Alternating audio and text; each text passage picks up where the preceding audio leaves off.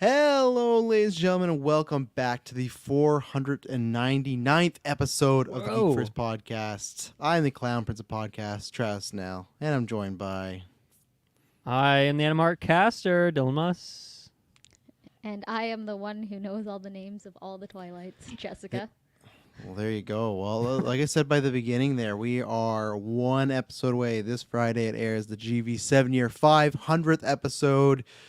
Two big milestones right there. So it's a really fun one. Obviously, patrons, you can go do that and get that right now. But it's very fun one. We almost went about 4 hours. I think it clocks in at like 3:42, 3:43. So lots of questions, lots of good times, fun times, personal times. We ran the gamut in the 7-year review. So I'm excited for people to get their... I was gonna say grubby hands, and our listeners don't have grubby hands. I hope they got clean hands. You know, I hope they got clean hands, clean bodies. Use Manscaped, GVPOD, 20% off, free shipping. You get free body, not free bodies. That's something else. I don't Free know. bodies. One day when it's gonna be like Cyberpunk, when we're gonna like have all the enhancements and stuff. But I feel like that's gonna be after our era, don't you think, Dylan? The enhancements and everything. We'll miss that part. We talked about this on the 7-year, like, you know, looking back, you know, decades from now, is GeekVerse still a thing? So I don't know if we're still around in decades. Maybe we're doing body mods where you can get all this crazy cyberpunk stuff. So I could see it happening. Let's retire the podcast when that happens. We'll get that sponsor, do it for a couple weeks, and then that'll be the last week of GeekVerse. Yeah, or what I hope is just that means we can just get great recording ability on our actual, like, implanted into our neck. So we don't even have these microphones. It's just you hit a button and boom, you record. You know, that's all you got to go. So That's cool. yeah, this week we also got, well, we've had like a big past week, so obviously you can check out our Thor Love and Thunder review. We did that. That was almost a near 3-hour review on Monday. I can't remember what dropped. No, nothing dropped Monday. Tuesday, what dropped yesterday, Dylan? Or I guess today while we're recording live, but for the audio listeners, what just dropped on SideQuest over there? Yeah, pretty juicy SideQuest episode with me and Kirklin. A lot of news, some release dates, and some other announcements. And then we just talked about some underrated summer game announcements. So it was a really fun episode. We just talked about a lot of good stuff. So definitely go check that one out. Yeah, there you go. And then we're doing this newscast. We got the Miss Marvel finale, which I'm excited to talk about. I don't know if I'll be excited about, but I think it's gonna at least be a good conversation. So you can check that out. And then, yeah, there's just lots of stuff dropping this week. After 9 is going to be this Saturday at 10 a.m. PST, Carl. Just so you know, he messaged me like, I can't miss this. I'm like, yeah, you better not, Carl. So we're waiting to see if you can get back to your streak. But yeah, that is our not our after 9. That is our call-in show. So what we do is we kind of shoot the shit for about 2 hours with each other, but also with listeners. And yeah, if you want to join, just join the phase 2 tier higher. And then also there's a bunch of other stuff right now. There's me and Taylor just dropped our Pixar rankings. We went over an hour for ranking 26 movies, and then we did a combined list as well. But Taylor, juicy. Yeah, you hurt my soul quite a few times in the ranking, but that's good. So yeah, there's 3 exclusive episodes a month. You get also other episodes ad-free and early, and not only you get all those perks, you're supporting the show and you're supporting this channel. So the more you support us, the more content we can produce and we can do. And then in a week from now, 10 days, we're gonna have our Nope. Like, it's crazy. From the Friday or the Thursday to the Saturday, we have our Nope review. Gray Man. I don't know if anyone else is on that, but Gray Man. Do you have any interest in Gray Man? Oh man, we talked about that on a newscast, and I kind of already forget some of it. That's a Chris Evans one it's the Russo brothers too, right? Yeah, so, Chris Evans, Gosling, Anna de Armas. Oh, Anna de Armas. Yeah, I'm passively interested. Yeah, if you watch it, let me know. It comes out on Netflix on the 22nd, so it's someone, and that I don't have to review on the 22nd. I would wait if that was the case as well. Because that other night, let's do it. I'm locked in. Okay, perfect. Because that other night on Friday, which I'm really excited for, I know we got the live action panel, but the Marvel animation panel, first time ever. I'm excited that we're getting stuff like that.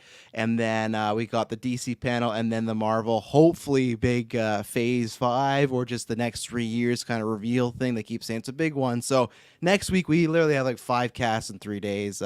Joshua Wright is our newest patron. He says, I'll be thoroughly surprised Miss Marvel finale is good. So disappointing. And I'm with you. you can get a little scoop here, the listeners, and Dylan, you're the first Geek First member to know. So Josh, you're right. He picked our number 1 tier, which is also, our number 4 tier, but the top tier, if I can get up here. Very I know. confusing the way you I word miss that. it out. Yeah, the biggest tier, which is our Phase 4 tier. He's a Patreon producer, but in honor of him being a Patreon producer now, I put your name there. I swear I didn't say it. It's gonna come back, Joshua. Hang on. I literally saved it the other night, but I guess it didn't save. But what is happening with the Phase 4 tier is, as always, you can go and I'm in enter. Boom, just like that. There you Nice. go, Joshua. You're in there. You're in the Patreon producers. But when you choose the Phase 4 tier for the first time, you get to pick a movie. So in August, we're going to be reviewing the Fantastic Fox is what we're going to be doing. Mr. Fantastic Fox. So that's what his Patreon choice is. Good, because as always, I say don't pick something we reviewed or a franchise or something. And I'm not sure, have you ever seen that with George Clooney? It's like a stop motion kind of, I won't say claymation, but kind of, the second you'd see the animation, you'd know what I was talking about. But I've seen it a few times in my life. I quite enjoy it, but I'm excited to hear what you guys are going to think. But Yeah, I don't know much about this one, but I like a good stop motion film, so I'm down for that. Look at the cast. Oh, that is a stacked cast. So there you go. Yeah. So we'll be talking about that in August. And so good times are going to be had. And speaking of good times, and speaking of, all links are down below, social media, everything like that. But speaking of a good time, that's going to be what's happening. Wes Anderson's best. That's a bold claim. Wes Anderson's best movie. And Dylan, if you were to look at Wes Anderson's filmography, now I don't know if you've seen many of his films, but he's a guy that has like a killer list of movies and stuff. Did you see I actually feel like Wes Anderson would be right up your tree. I really do. I think you would enjoy. I'm pretty sure you would enjoy it. Like, have you seen the Grand Budapest Hotel? It's because it's hot in this room. I feel like I'm in the stall bathroom. Around this time of the year, this room is the absolute worst. I got no AC. But Grand Budapest Hotel, did you see that at all? I'm looking through his IMDb. I don't think I've seen a single one of his movies. So that's a big blind spot for me, apparently. Actually, I watched Isle of Dogs. But I think I only watched half of it and then I fell asleep. So I'm not the biggest Wes Anderson expert, but I'm excited to get into it a little bit, at least, with Fantastic Mr. Fox. That sounds fun. Josh says he knows his name wasn't there a couple times. Well, it's saved now, and I wrote it, but I guess I didn't hit the save button. But he says, "Great film, can't wait to hear your guys' thoughts on it." I'm pretty excited too. And then S Bubs just finished watching Alien for the first time. Whoa! 2 out of 12 movies to down in the Alien Predator. Oh, I thought you were giving it a 2 out of 12. I'm like, that's a very low score. Alien deserves much higher than that, and also the 12-point scale. Not too common, but I respect it. I was gonna say, actually, S-Bubs, you should rock with that when you review movies now. Give it out of 12. I think that's really bold there. Before I gave up the rating system, I think in the last few ones I would just throw random numbers like out of 7, out of stuff. So I don't know if I ever did 12, but it's pretty good. I like that rating. You should bring it back tonight for Miss Marvel when we ask you what you think of the season out of 12. Sure. Yeah. Will do. You'd be like 8 Hobbit's feet out of 10 and stuff. And speaking of that, we have bat ladders, all that good stuff. Yeah. Yeah, exactly. Oh, yeah, the bat ladders. Yeah. So like Espo's referring to. So me, Kirklin, and Taylor, we're in the middle of the Predators Retro right now. That's pretty fun. And then so we've recorded some off-sleep Patreon. You can get the Hobbit ones. Those are going to release to the public finally after 3 years. But then this week, you and me are recording the Hobbit one with Kirklin. I have watched that film. I'm excited to talk about. There was a lot more singing than I expected. Yeah. But the animated, I don't know if you said it, the animated Hobbit. The animated one, yeah. So yeah, you're going to get every Lord of the Rings film that's happened. You're getting the 3 animated ones, the live action Hobbits, and the entire Lord of the Rings trilogy all before the show happens. And a side quest episode talking about some video games, Lord of the Rings video games as well. So you got it all. My hope is that if my photos go good, I'm going to join for that. But if I don't get joined for that, which is not likely because Emily's family is always late for everything, you need to talk about Battlefield Battlefield Middle Earth 1 or 2, the strategy and whatnot, and maybe Kirkland will too. But that is my pride and glory, and plus also those the 2 and 3, the movie tie-ins.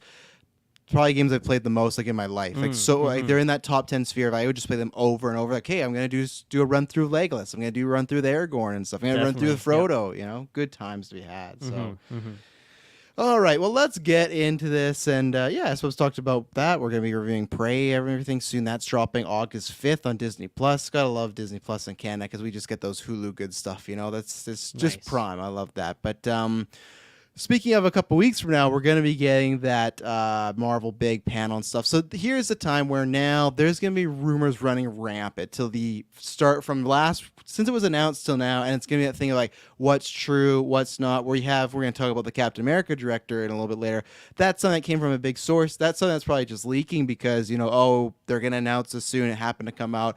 Then you have other rumors that's like, okay, is this true? Is this not? So I'm going to go down a list here, and this is from 4chan. Now, again, this is Dylan. So you can tell by Dylan's laughter, it's a C tier. But as we just did, remember Dylan last news week when we talked about Daredevil and Kingpin's storyline and Jessica Jones, that 2 days later got confirmed by like an A tier. Yep. So you never know. You never know what happens with these C tiers. It is the wild, wild west. You don't know if they know somebody or they're just making up stuff. 4chan is probably a good, portion of that. So I feel like, because the first bold point on this is John Krasinski's not coming back. I feel like the last newscast us redid, there was a story. Oh, right, it was Sam Raimi being like, oh, yeah, I don't know what the story is. So, yeah, according to this 4chan, that's where it's like, okay, he's not coming back. So that's one. We've kind of talked about that.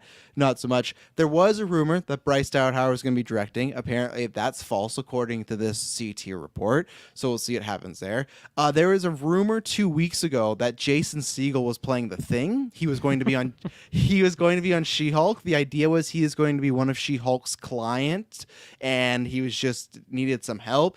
That's what I was going to ask you guys. That not about the Jason Segel thing, because that could be anything. But do you feel, obviously, okay, we met Reed Multiverse Madness, but for our main MCU Fantastic Four, do you feel we meet any of them solely first, or do you think we meet them all as a unit? Because that's where I didn't buy this. The whole he's going to be She-Hulk's a client. I thought that's a weird way to introduce the Fantastic Four. Like the Thing is just a client, and then you're going to meet his friends later. It's like I personally think you're going to meet them all in that first movie we get for our main MCU ones. Yeah, I think for me, like for the main four, the Fantastic Four, I don't think you'll see them beforehand, with the exception of like a post-credit thing, which is kind of an asterisk on there. But for someone like Doctor Doom, or maybe like whoever, like let's say the lead villain is of Fantastic Four, if it's not Doctor Doom, I could see something like that being introduced elsewhere. That could be a good way to tie things together in a way. But I think for the four, I mean, also, like, if that were to happen, I don't think it'd be anytime soon, right? Like, definitely not in She-Hulk. No. Because it sounds like there's been a lot, shakeups. They don't even have a director right now and all this stuff for Fantastic Four that we know of. So I don't think it would be that soon at the very least.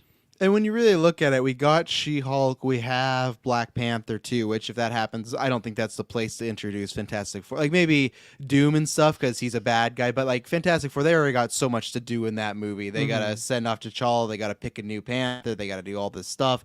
Riri Williams is in it, who you guys don't know yet, but she's the one that takes over the Iron Man mantle. She has a show coming out next year, and she's in that movie. So there's lots to set up.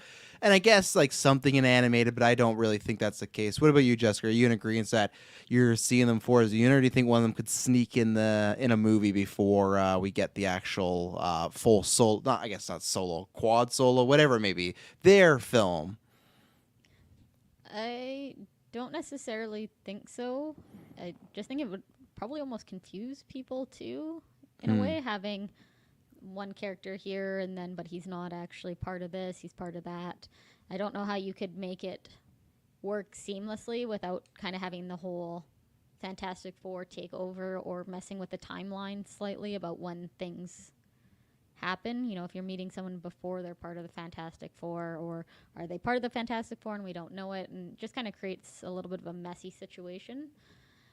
That being said, I'd be okay if we, happen to just have a cameo of, kind of like that Daredevil cameo. It's just a small little snippet just to say. But I would think not. I guess the Thing could work, but I was thinking more like Reed Richards and Sue, his wife. I did get it. So, something like that where it's, they could just be normal people and, I don't know. I don't think it's going to happen having them separate, though. I think they'll all just be introduced in their one go. Joshua Wright says, I think it's plausible, but unlikely we'd meet one of the four before they're all introduced. But I'm not sure if the Thing would be the one. Yeah, I think the Thing is a weird. Now, if you told me Deadpool was next year, then I'd be like, you know what? There's a chance the Thing could be the one because I just feel like Deadpool would take the Thing, or even Spider-Man because I feel like Human Torch. But I feel like you meet the main couple. I still don't know if when we meet them, if they're gonna be already powered or they're gonna be normal people. I don't know. I mean, I guess and the John Krasinski thing is still up in the air, but it's like I don't know why I'm saying that it's not like I don't think that when they've already technically done that at this point. So, I take back what I said before. They could totally do it. I think they might do it in different ways instead of being separate universes. My dad's looking at me from outside the window there. But yeah, I mean they've done it already. Whether or not it's John Krasinski playing that character, we've already been introduced to that character in the MCU like before the rest of them. So, I think they could definitely do it. It would be totally fitting with where the MCU is at this point. Well, as of right now, so some more of these rumors that casting has started a couple months ago and should be announced at D23. So we might not get that. That's the thing where we might not get that at Comic-Con. We have that happening next week, and then D23 is in September. No official offers have been sent out. Now, here's where we get into the whole Fantastic Four of it all, the Reed Richards of it all. So they are looking for actors in their 20s to 30s for main characters. Now, we've always talked about that before, what they're going to want to do with Fantastic Four. I think this makes sense just because, they want to build a franchise and stuff.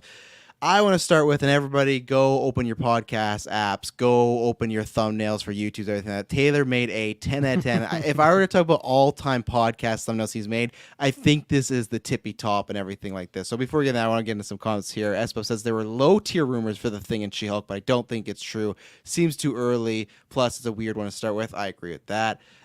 Seems like a total Marvel movie to introduce them separately. Go ahead. Yeah. Was this thing with the Thing, like, is it him as, I think his name's Ben is like the character, right? Mm-hmm. Ben I think it was him as the Rock guy. As like the Rock version. Yeah. Rock guy. But yeah. Him and Korg hanging out or something? I think so, because I think all the reports and SPubs, you can tell me because I know you've seen that.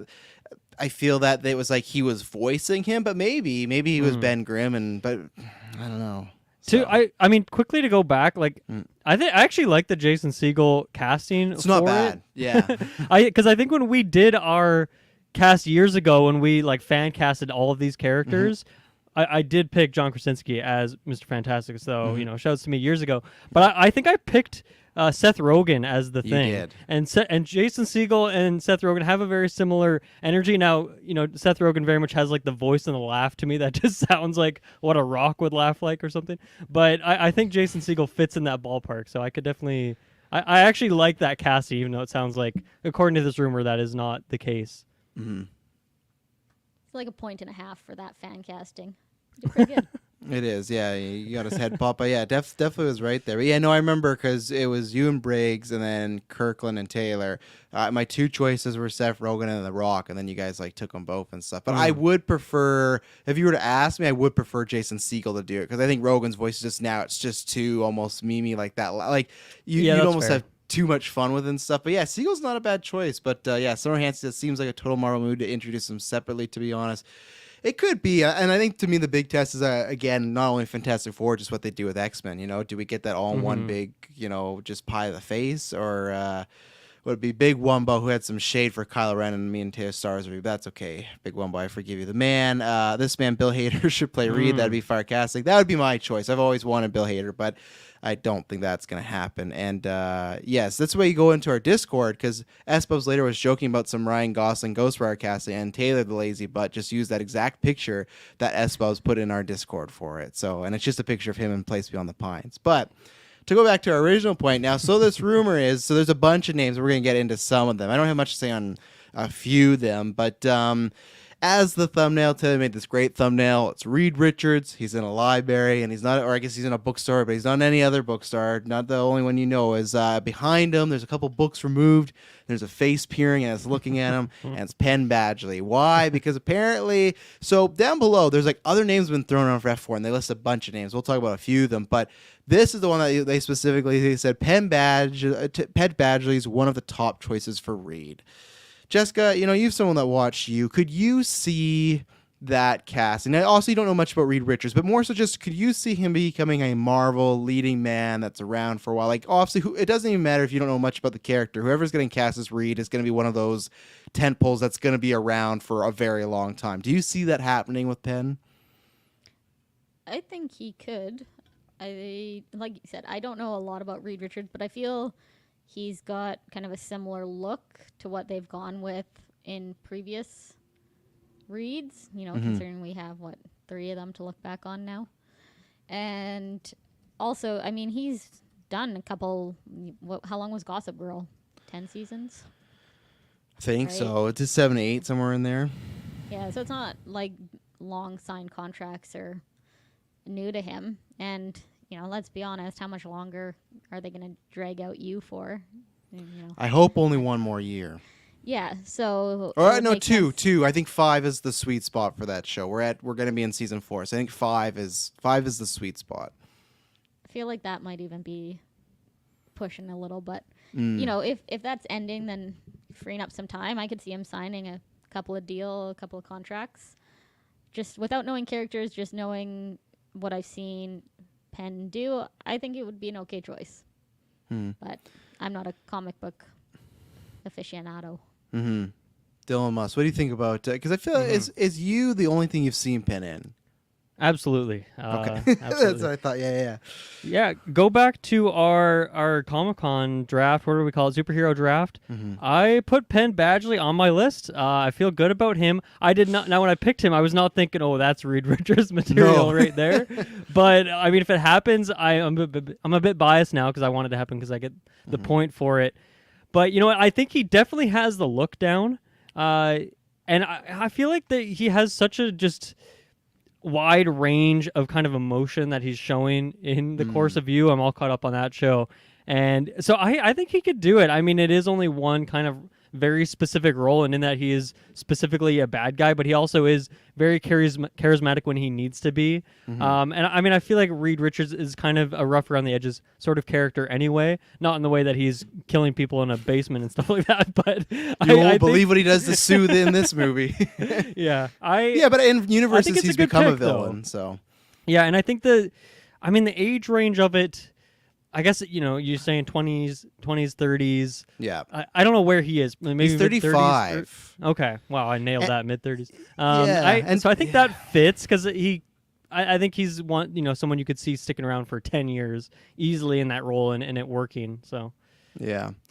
Oh, man, Anthony Kerrigan as Xavier. Yeah, there's some shout-outs to Barrett. He's the guy that plays Hank there. He's the guy that... I think it'd be a little too... Maybe if Tycho is doing X-Men, but I don't know if he's going to do it. But I do want to see him more stuff because he's a great actor. Yeah, he has such a good role. But that's where the only thing I was... Because when I hear 20 to 30-something, to me, I thought 35 was maybe too old. Now, I know that's technically 30-something, but to me, that was like the lower end of 30s. But I don't know what they're looking for here. But I would... If you were to ask me, man, you got the choice of John Krasinski or Penn Badgley.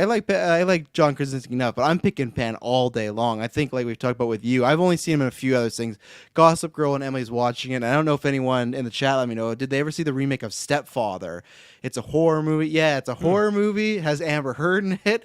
It has Dylan Walsh from Nip Tuck, but it's just this guy. It's not a big spoiler. They show in the first 5 minutes where he goes around to each family. He's a serial killer, but he's trying to make a new life, so he makes a fake identity, and he tries to like adopt this family, but there's always cracks. And Penn Badgley's like the son that figures it all out about this guy. And so I've only seen him in a few things. I guess he was in Easy A, so he's always been around. He like pops up. He's like in nothing for a few years, then he comes around. But You is what really proved, okay, this guy can really go and be fantastic. And that's why he's one of these actors now. It's like, okay, I could see him in really anything now. So I would love this. He has that look, and that's the same thing. Like, Reed is arrogant, but he's not arrogant in the way Tony Stark is, where you kind of love him for it. He's kind of arrogant in the way where he's just an asshole. And just the best way I'd describe it is in Multiverse of Madness, when he just describes the one who's like, Black Bolt could just destroy you in seconds. That's Reed. He's very arrogant because everyone calls him the smartest man in the world.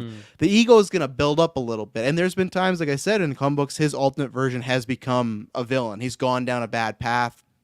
He's had tons of marriage problems with Sue Storm because of his ego and he can't get past himself. And I think that he could do that well, that kind of obsessed scientist who, and the good thing about you is he's this terrible person that needs to either get locked up or killed when the show ends. But because he plays him so likable, sometimes like they make you forget about all the stuff he's done. You're like, oh, I'm cheering for Joe. And you're like, wait a second, no, like he's done so much bad stuff. Like I can't cheer for him. And I think he would be great to have that dynamic that Downey kind of did in Civil War near the end, where he was playing Stark a bit more slanted as far as like an asshole, and I think Penn could do that great. It's just a weird choice because I was looking at the Phase 4 and I was looking who they casted or just cast. There's no ED. Sorry, English.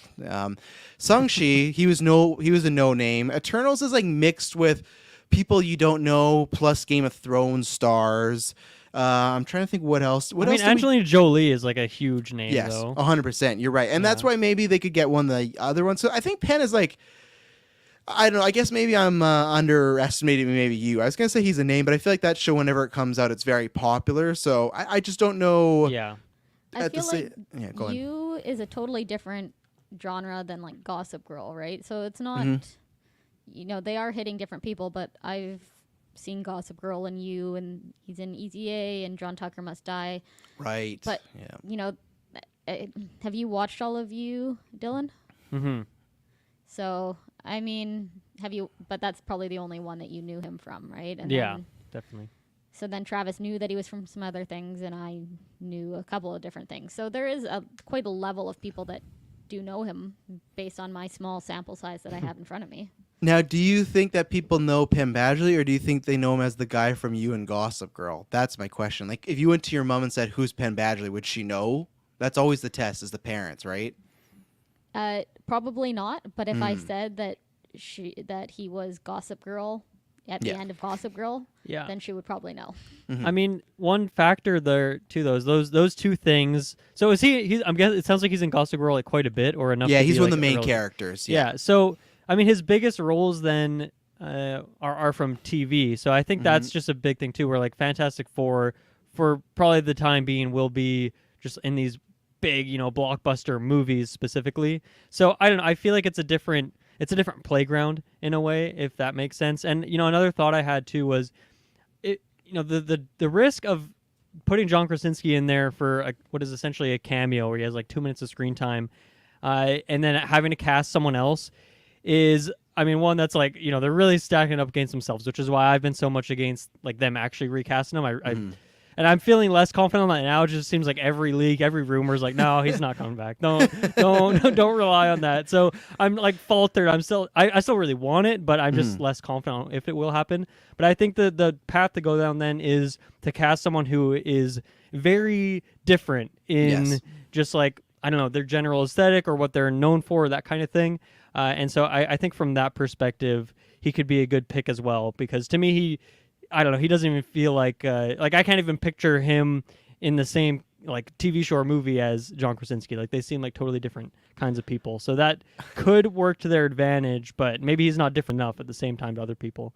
I'd love to see John Krasinski in a season of You, like playing Joe, just to see what he could do there and everything like that. But yeah, I do think it is different. It's just, and I would say for You, if this were to happen in the next, like, because they say from now to September. So if this happens, and I also wonder, not even with the characters, I wonder if, I guess they'd have to wait if they debut them all, but I always thought, I wonder if they do they walk them all at stage at the same time. Like I always wonder, do you get, Reed first, Sue first, and then it trickles, or is it like there's just a big press release and this is your Fantastic Four? I would love it that way. They would never, ever, and that's why stuff like this is leaking, they would never be able to keep it a secret. We'd probably know the majority of them before they walked on that stage. The same way when Edward Norton didn't come back as Hulk, they didn't reveal Mark Ruffalo was Hulk until like a fan event. But before then, every rumor was he's playing Hulk, and then he came out. And I feel like that would be the same. You'd hear the four same names, rumored, and then you get a stage event. It'd still be cool because I think that'd be fun for the fans. But that's the big thing where we got a few months. But I would say if this was true,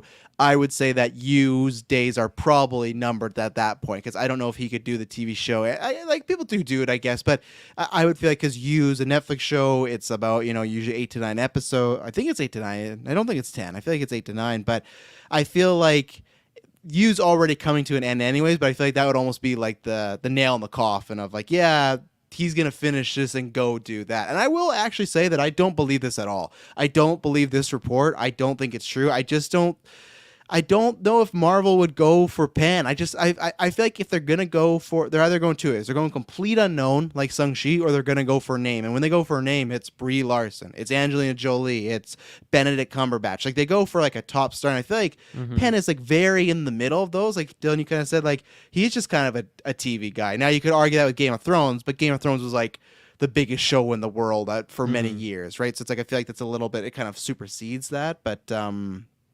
yeah, Josh Ray says, "I know Brie Larson from." I knew her from Room, and I knew her from 21 Jump Street, and I knew her from someone in the chat tell me the guy who directed Shang-Chi, he did a movie with her in it, and obviously I'm not remembering now, and then also Scott Pilgrim, whatever, versus the World. I'm pretty sure she's in that, right? She plays one of the girlfriends or stuff. So I had seen her from a few things, but she just won an Oscar before she got cast as Captain Marvel. She was in the, not that everyone knew her name, but in Hollywood that's like a golden ticket, like, oh, we're gonna bring you on, because anytime you can throw up Oscar winner Brie Larson as Captain Marvel, it's not a bad thing, so. Josh Wright says, personally, I just know him as the guy from You. Every time I see him, I have to look up his name to remember who he is. I think many people would, but at least he's the guy from You. Like people like see him and stuff like that. So that was it. Every single Destin, Daniel Creighton has directed Brie Larson, so that doesn't exactly narrow it down. Short term, I got it. It's short term. It's short. That I was referring to that one, that really good one. Yeah, she's Envy in Scott Pilgrim vs. the World. And then I know this is nowhere as big, but did we know Simu Lee was Shang-Chi before he was announced at San Diego Comic-Con, because he was cast like a few days before? That's one that I think they actually got away with, but I think it's just because no one knew who the fuck Simu Lee was, which the getting an unknown will help, because I feel like less agents or less like scoopers will be circling like an unknown talent to see if they're doing anything. But yeah, similarly, I think that was a surprise. I think that was the whole thing of, man, they kept it secret, they got away with it, and they pull it out every once in a while. It's just hard when you have four of them, I feel, to sneak all four of them to San Diego and not let that slip. But yeah, maybe, so. Yeah, I shared this thought on some other cast where the Fantastic Four is coming up so much lately, so I can't pinpoint when it was, but I just feel like Fantastic Four's had kind of a sketchy history within film that I really thought they would go big actors for all four of them. So that's I don't know, and I mean that's just my perspective on what I thought they would do. So I feel like maybe that's why I'm not really putting much faith into this particular leak at this time. I also just don't know a ton of these people other than Penn Badge. Like I know a couple of them from like one thing, but I don't really have too much perspective on them. So I don't know if we want to get into some more of the other ones, but yeah, it's definitely like an unexpected route for me, I would say, just kind of as an overall statement. Yeah, so we'll take an ad break and then we'll get into some of these names. I'm saying I don't have much to add on them, but take an ad break and we'll be right back. And we're back. So yeah, some of these names, they were not specific on who or what they were for. So one was Simon Baker's wanted for the villain. This is another thing that I don't believe. He's the guy, like Penn Magic, he's the guy from The Mentalist. Did you guys ever watch that show back in the day? And he's done like Mulholland Drive. He's done like a few things, but I don't believe it. I just don't think he's a big enough star. That's why there's some things. So and they don't say what villain. And we'll have a couple questions here from Maddie and Summer to kind of talk about the villains. But then there's other names thrown around: Logan Lerman, Freddie Carter, Melissa Benoist, Callum McLaughlin, and then Natalie Dreyer, and then Jahal Jerome. So only three names that stuck out here, because the other people I had to look up. Logan Lerman, I wasn't sure what they were talking about. I really hope not for Reed, because I feel like Logan Lerman is this guy who Hollywood I shouldn't say that. He's a decent actor, but I feel like he always comes up as like Robin or this, and I think he's a fine actor. I wouldn't really want him as Reed. I don't know if I'd want him as Human Torch, even though I forgot to mention we were talking about Penn, as, man, seeing him stretch around is going to be quite funny. Like some of those facial expressions he does from You, and he's going to be like doing those when he stretches around. So I hope Logan Lerman for none of them. I hope we see that in the next Taylor thumbnail. Like if it doesn't happen, at least give us that. Well, the bastard, he said he had one thumbnail, and he's like, oh, it might be, it's a juicy one. But then he didn't do that. This wasn't even the juicy one. I said, what is? He's like, oh, I'm not going to tell you. I'm going to have to save it for a rainy day. So he won't even tell me, the bastard, like what this one he's holding out. But the two other names that I saw was Melissa Benoist. She played Supergirl on CW. And I agree with Clay, where he said like she does have a big following, which I agree with. And Clay, I forgot to shut your thing. You said they're a family and they need to be introduced all at once. I know she's a falling. And it doesn't even the fact that she's Supergirl, I just don't see it. But the one on here that really caught my eye that I didn't even think about it is Natalie Dyer, who she plays Nancy in Stranger Things. So I was like, man, that'd be a fantastic casting. The same as you. They're just taking all Netflix people. Stranger Things is coming to an end in a few years. She'll be primed for that. And I just think, again, but then that's where the age difference is completely off. I don't know what age she is, but I feel like, Penn's near in his 40s and feel like Jessica, are you doing some math right now? Is that what you're looking up? I'll look it up. Oh, 1995. There you go. So and Logan is 92. So they're a little closer in age. Yeah. So then, and that would make sense for a brother duo. So she's 20. See, yeah, and I don't know if they're going to put Penn and her together as Sue and Reed. I don't know if they're going to go down that route. So I like that casting, and that's why I don't believe any of this. I think these are just some fun names to shout out. But Jessica, you got anything to add on some of these, like Logan Lerman, Natalie Dyer, or if you knew any of these other people? Like, I didn't know who Freddie Carter was. I just searched up. That sounds like a fake name. I'm sure it's his real name, but that sounds like a stage name. Freddie Carter. You know? I had absolutely no idea who any of these names were without looking them up. Mm-hmm. So, and that's, I like Logan and what I've seen him in, but his name wasn't big enough for me. It was this kid from Percy Jackson, right? The same as Penn's the guy from You. For me, he's the kid from Percy Jackson. And when I put up Freddie C, it doesn't come up. So Freddie Carter. He was like in Shadowbone.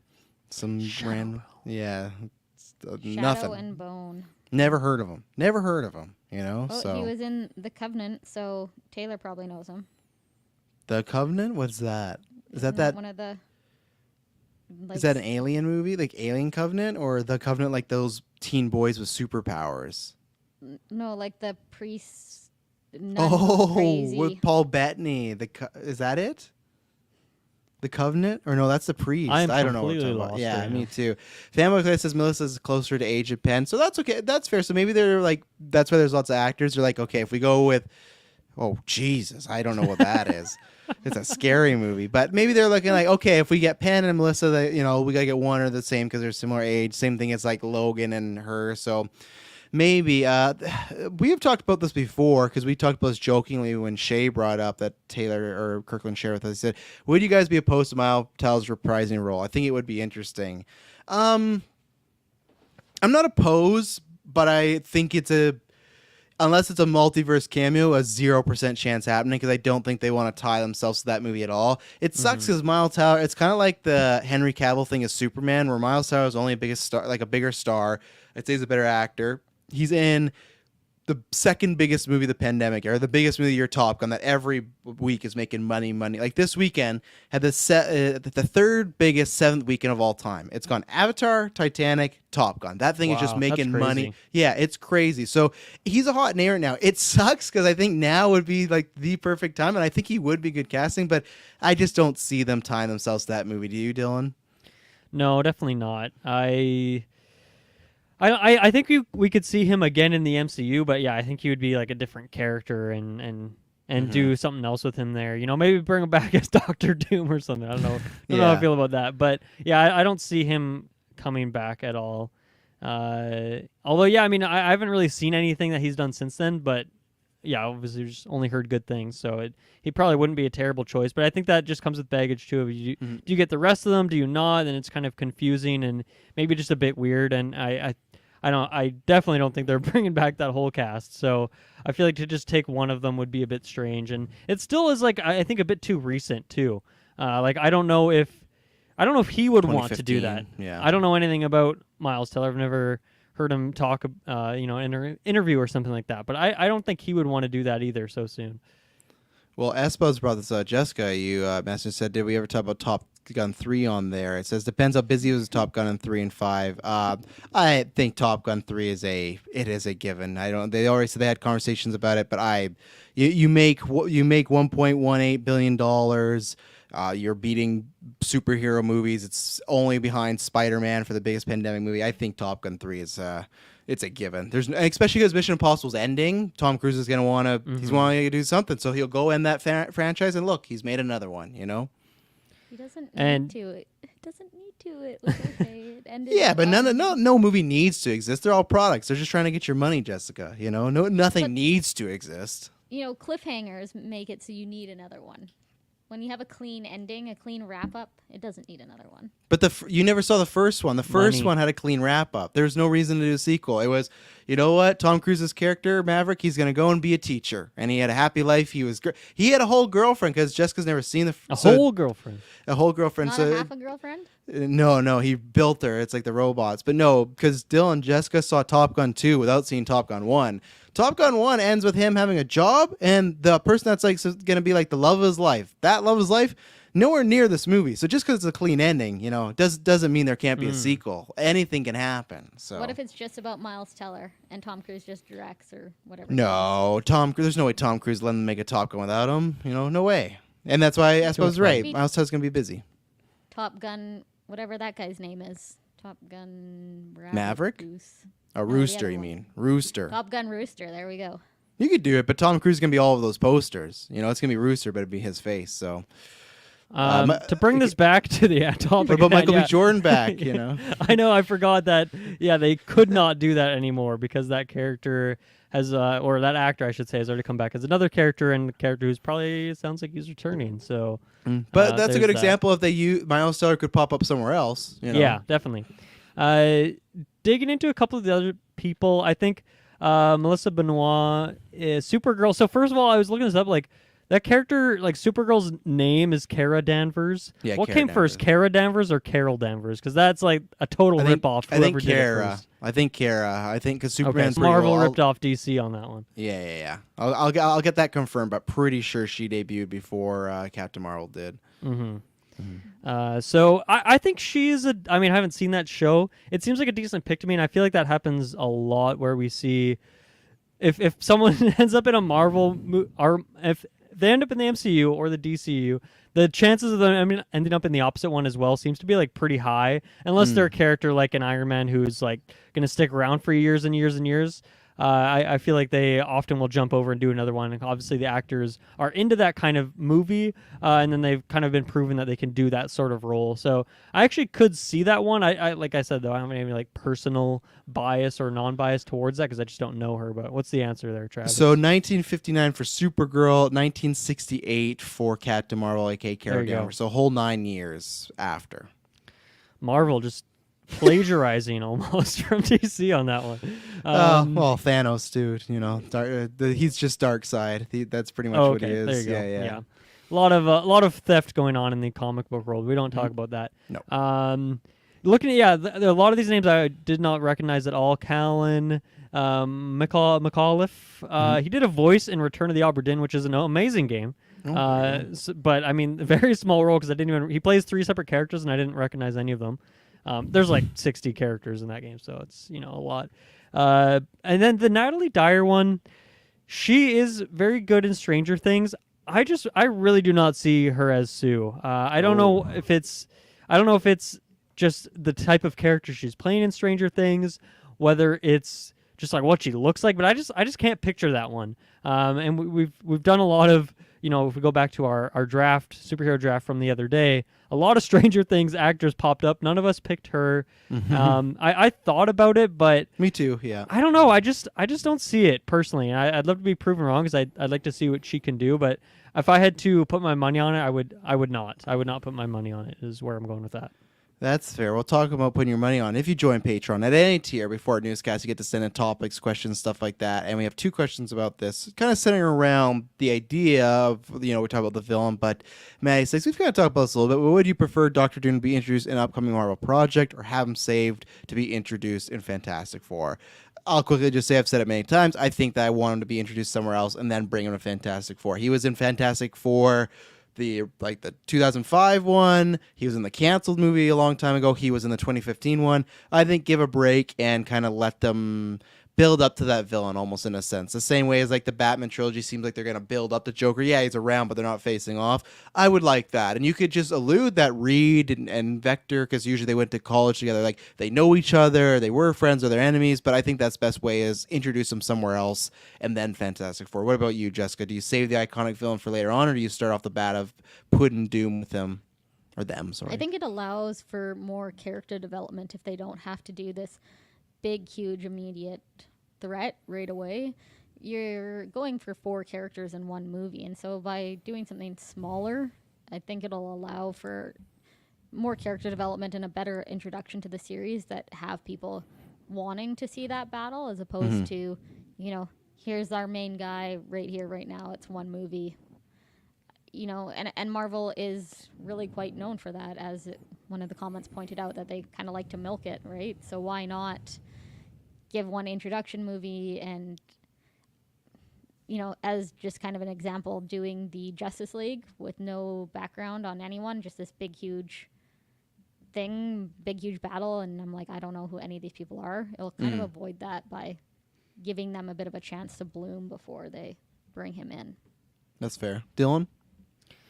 Very random side tangent. I was just looking up because I couldn't remember that Fantastic Four in 2005. I'm like, who was the villain of that? I'm assuming it was Doctor Doom, but like I need to refresh myself. And when you Google it and just Google that movie, it's like it tells you the role, like who played who of like the 4 main cast, has Doctor Doom there, and then the 6th listed character is a character whose name is just Sexy Nurse. So I feel like we've come a long way in like a superhero movie world that that's not a top billing character that next you see week anymore. in Playing Sexy Nurse, Patrick Dempsey. But yeah, I think going back to what I was saying before of trying to differentiate or separate yourself from these other Fantastic Four movies that have happened, I think that'd be good if they stay away from Doom in the meantime, introduce him somewhere else, do some other villain. I don't know who other iconic, I guess Silver Surfer's one of them, but other iconic villains from Fantastic Four are. But I think you do that in the first movie, the origin movie. And then, Doctor Doom comes down the road, whether it's a team-up thing and he's like he's your next Loki or Thanos, whatever it is, or if it is just like Fantastic Four, like whatever it is down the road, and you bring him in down the line. But I really want them to be more, like, I want them to take this approach with the villains that they've done a little bit now, where, look at the arc that Loki has had throughout the MCU. Oh, yeah. It's pretty wild. And, Thanos wasn't really much of an arc. He was kind of just always a shitty guy, but at least he was around for a while. But I think that's one of the reasons why I love Multiverse of Madness so much, is getting a character that has been a hero and is kind of turned into this villain is just such a fun thing to play with. And so I hope they do that with a character like Doctor Doom, because one, I don't really know much about that character, and he obviously is very important in the Marvel Comics world. So I just want to learn more about him, and I think a good way to do it is to keep him around and not just have him be a one and done. And yeah, introduce him as Victor Von Doom, right? That's his name, as some character in some, even could be a Disney Plus show, could be another movie where he is potentially a good guy, or he's working with the good guys, and maybe has like a bit of a sinister. He says some line that's like, that's a bit off. This guy's I like a bit killing sus. people, don't you? Yeah, He's but like, I'm just joking. he doesn't have like the tin can hands and all that Yeah. weird stuff and the green cloak yet. And then build up to that point, and then maybe don't kill him off there. Like maybe bring him back to the good side. Like just keep this. I want this to be a character that sticks around. I think he's a big enough villain that demands that kind of thing, and I think that'd be a good way to just guarantee the lifespan of the Fantastic Four. I know the MCU is in a pretty healthy spot right now, that even if that movie is somehow like not a big deal, that it will get sequels or those characters will pop up elsewhere. But I really hope Doom has a long lifespan, and I think that would be a great way to do it, is to have him playing around in other pools before he joins that one. Yeah, as the chat was alluding to, the Mole Man was their first villain, and I think you're right, Clave, in appearance. From The Incredibles. Pretty much, and like when you play the movie tie-in game for the 2005 Fantastic Four, which I had on PlayStation, Mole Man is a villain and stuff. I don't know if they could do Mole Man as like a main threat, but I don't know. We'll see. I wanted to see because there's some people in the chat agreeing with Dylan about. Well, isn't there like a frog villain for She-Hulk? Isn't that confirmed? Yeah, but that's I feel like so they're bring going on really... the animal villains. Like, let's do it. It could. I'm saying I want talking about Marvel copying DC. I want them to copy them with the super pets. I want them to have Crocodile Loki. I want Lockjaw the Bulldog. I want all the characters we've met, like those weird like turkeys in Shang-Chi, Goose the cat. Like there's so many animals that you've introduced in the MCU. That's a kids show waiting to happen right there. Why they haven't done on that? The Disney money making machine. I don't really get it. What I was going to say, because people were agreeing with about Natalie Dyer and Dylan in the chat, I will say it's an off-topic thing, but watch Yes, God, Yes. It's a movie where her parents like catch her on an AOL like sex chat, and she's like playing like a teenager. So they send her to like a religious camp to like get like the sexuality out of her. And it's this great like female coming of age, dealing with sexuality and stuff. Really, really good movie. Sorry, what'd you say? Yeah, exactly. It is rated R, but there's tons of fun stuff, and definitely, it's like Turning Red, but rated R. It's that of like dealing with crushes on boys, and she has this obsession with this guy who's arm hair, and she just gets like super turned on by this guy's arm hair, and it's she showed a lot of range in there. It's like, okay, I could see her and stuff, so watch that. This is a good one from Fanboy Clay. Is Fantastic Four big enough name where you skip the origin, or will we get it? I think we get it, and thank you, Joshua Wright. Says it's a funny movie. Go watch. Yeah, I think we get it just because the Fantastic Four with the whole them going in space, what era and I think their origin could impact the MCU so large. I don't know if it's like Spider-Man where you want to skip it, even though we've had 2 movies of it in 2005 and 2015 where they did them. So I guess you could do a quick origin story, but I feel like we're seeing them on their first mission, kind of Captain Marvel-esque, even though it's flashing back. I feel like you might not get that training montage where they're learning how to use their powers and all that. Like you might skip that part of it, but I still think you got to explain their backstory because they are important characters. And I mean, they like just based on that line that you mentioned, Travis, on our review for Doctor Strange of like them being these characters that went into these people that went into space like all these years ago. Like I feel like now they got to answer that question. Like what happened to them? What happened there? So. Well, some people, including S-Bubs and lots of TikTokers, have proven me wrong that they think it's just a joke because Doctor Strange is a big music listener. So when he's saying, didn't you guys track in the 90s, he's like referring to like, or chart, he's referring to them like a musical group, like a joke charting, like stuff like that. So it crushed my soul. Okay. I thought I had something there. And other people did too. Marvel Lines with this. I don't know what the exact quote was, so maybe I got to go back and watch. Fantastic Four, because he's like, this is Reed Richards of the Fantastic Four, and Strange, because I just watched him 2 days ago, so he says, Fantastic Four, didn't you chart in the 60s?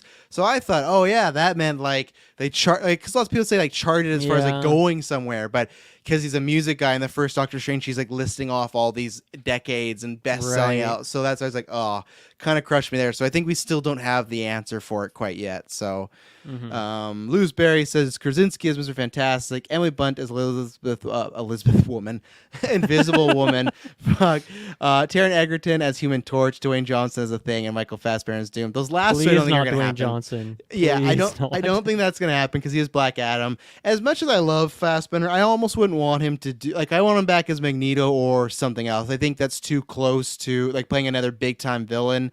And I don't think we're getting any of that because I think the Krasinski Blunt thing are out, and then Taron Egerton, I'll give him a chance, but I think those Wolverine things are really, they've been rumored for a while. And 2 weeks ago he did an interview, and they asked him like, oh, like, what do you say about that? He's like, oh, I've just had meetings with Feige about Marvel stuff, and we'll see. And then when they asked about Wolverine, he just smiled and didn't give a comment. So I'm really, like, he could just be baiting us. But I really am starting to think that it's going to happen. And it's like Krasinski, where it's a fan cast me. I see it, and I like Taron Egerton, but I don't see that at all. And before done you go, he says Lewis Berry says MCU is different than the DCU. I know that. I just mean The Rock's going to be busy. If Black Adam's hopefully successful, he's going to want to make Black Adam 2, 3. So I don't know if he's going to jump over. But hey, if Black Adam bombs, I'm sure he'll be happy to jump over the MCU. Yeah, I just wanted to ask you, Travis, because I feel like I have a pretty good idea of who good casting would be for the other 3, but for Human Torch, like, what do you think they do there? Do they keep it like is it a mostly CGI thing, or do you think they're gonna have it as like an actual actor a lot of the time? And like, guy practically on fire the whole time. Just, I forget who you picked when we did that, like, fan cast years ago. But I'm Darcy curious, Montgomery, or Dak, however you say his name, the guy from Stranger Things and Power Rangers, because he is so like. And again, if you pick him, you can't do Natalie Dyer. I just don't want the Stranger Things. And you still think that's a good pick? Is that the kind of guy you'd go for? Yeah, he's jacked. Okay. He's very charismatic. He's good looking. He's funny. Like, I think that's the guy you go for. He's kind of hinted also that he wants to be Wolverine, but I feel like that's still my pick. The other one is is. Would he be like the comic relief character? Of the group? Is that kind of his role? Spider-Man-ish in a way, like because they're friends. The person I want more than that now, though, is Jessica. You saw him in Top Gun. His name's Glenn Powell. He's a tall, like blonde guy, and he's like kind of like the asshole Top Gun. Yeah. He's really good. Like, I loved him in Scream Queens. He's really good. So that's now my dream choice. Someone said that. I was like, oh man, I want that poorly. So there's a couple good ones in there. But the good thing was Human Torch, you could almost just cast an unknown. As long as they're a good looking guy who's like charismatic, they can make a star out of anybody, you know? Right. So Tom Hardy as Wolverine, Ian McGregor as Professor X, and Christoph Waltz as Magneto. I don't think now we're just saying random names. Yeah. Come on. Let's see. Anything else from this? No, take the Stranger Things cast, put them in the wheel, and put them X-Men roles. Pretty much. And that's why I try not to. You always fall in that I fall in that clutch sometimes because they're all such good actors and they're young. You're like, oh man, they're gonna use them for stuff. But our last question to do with this from the patron of Summer Hansey. I don't know. She said she didn't know who was being talked about. I talked about who was with Penn Badgley. What do you think about Adam Driver as Reed Richards? Insane or genius? So Dylan, a week from now, Foggy's like, and we're really happy that Adam Driver is joining the MCU as Reed Richards. Where are you on the insane genius scale? Yeah, to answer the question very literally, I don't think it's insane or genius. I think it's like kind of somewhere in the middle. Maybe if I had to pick a side, it's leaning towards genius, but I feel like Summer's like a big Adam Driver fan, I was picking that just like from some not like a place of bias, but just like she just loves him and would kind of be down for him in any sort of role, I suppose. What has he done recently, man? Like I feel like since Marriage Story, I haven't seen him in anything. So he did the last duel with Ben Affleck and Matt Damon, Jodie Comer. That was about like the last duel in history. He did House of Gucci, which was really good and really bad. It was very much in the middle. He did Antoinette, which was a musical. And then he's working on a couple other films that's filming right now. So he's been doing a lot of the Oscars. I think, Dylan, he is on the hunt. He is on the hunt for that stature now because all the directors he was working with is that type of category. Do you mean specifically from like Feige and crew? Or do you mean like from just all the directors in the world want to work with him right now? What do you mean? No, I mean like he's on the hunt. Like he's working with the Academy Award winning type of directors. I think he's on the award hunt and he wants to add that. Okay. That's what I mean. And that's why I don't think MCU. And I'm with Dylan where I don't know if it's genius. Same thing. I don't know if I want to see Adam Driver stretching around because it is. I think you need someone that has to be a bit comedic. And Adam Driver. Well, the memes, the Star Wars memes, he was already kind of stretched out in the width, so he's got that part of it down naturally without any CGI. There's going to be so much, and I don't know what this film will. You said no way he goes from Star Wars to Marvel. You got Emilia Clarke, Alden Ehrenreich, who just played Han Solo, has announced that he's going to be an Ironheart. There's another. We got Richard E. Grant, who went from that to Loki. The Han Solo guy, isn't that a thing that's happening? Yeah, he got casted today. He's in a Marvel show. Yeah, the cortex of charisma. But hopefully he redeems himself. Hopefully I'm willing to give him a shot. I've liked him in other stuff, but I'm with Dylan that I guess I'm more positive on it because I really. Oscar Isaac. Yeah, same thing. That's another. Actually, he was guy. Marvel and then Star Wars and then Marvel again. So he's just he was Remember, Force Awakens came out before Apocalypse. So before Apocalypse, okay, that feels like 100 years ago somehow. I don't know. So me and Dylan gave you 5 actors that went from Star Wars to Marvel, but I don't think it's going to happen. But I think if he does a superhero role, I do want it to be a hero. I don't know if I want him to be typecast as a villain and do that again. And I also just don't think he's going to sign up for another franchise again. I think it would be a one and done. And even though I think that's another guy who would have been a perfect Doom, but then you don't have him as a Kylo. It's the same thing as Fassbender. I think it's too close. It's too close for me. Yeah, I was gonna say like that was a big fan cast for swirling around for years was him as Doom. So that would be just a funny turn of the cards, I think, for me to see it go from like everyone wanting him as Doom to like him going over there and being the hero opposed to Doom. That'd be a funny twist of fate. And he's tall, so he'd be a long, stretchy guy. But what about you? What about you, Jessica? Would you be down to see Adam Driver in a leading MCU role?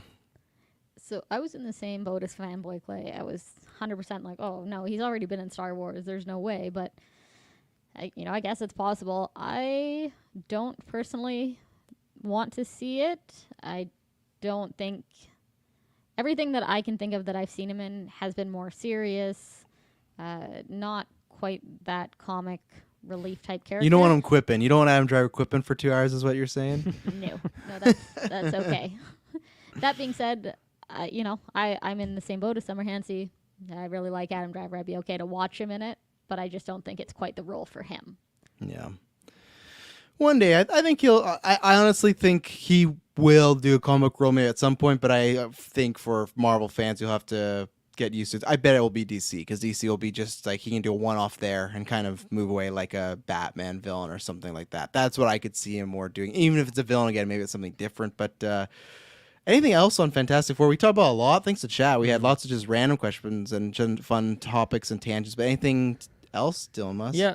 One last thing was, part of this leak, the last line was casting started a couple months ago and should be announced at D23. Mm-hmm. Like, wouldn't casting have started a long ass time ago? Like, I know the director the director they had got not kicked out. He just left the project. He was tired. Now they're looking for someone new.